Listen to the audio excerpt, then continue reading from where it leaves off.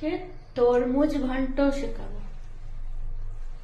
তরমুজ লাল অংশটা কেটে খেয়ে নিয়েছি, সাদা অংশটাকে ছুলে কদ্দুকস করে রেখেছি।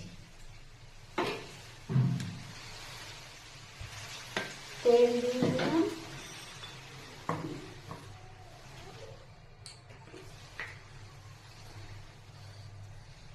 একটু পাঁচফোড়ন,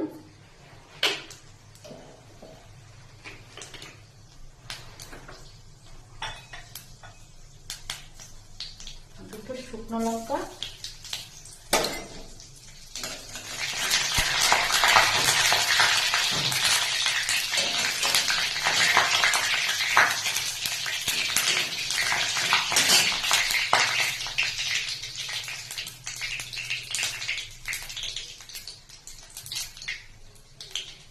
তরমুজটা কদ্দুকস করে দিয়ে দিলাম,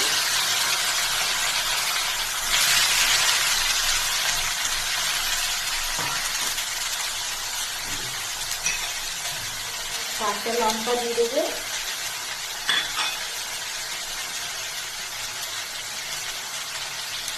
একটু লবণ,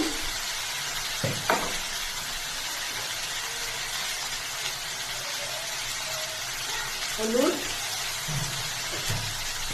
আর কিছু লাগবে না, লবণ হলুদ। এবার এগুলো দেখি যেরকম চাল কুমড়ো ঘন্ট করে বাঙালির তো মাছের পোকা, আর যদি চিংড়ি মাছ দাও তো আরো ভালো, না দিলে এটা নিরামিষও খুব সুন্দর লাগে। খেয়ে দেখবে তরমুজ ঘন্ট।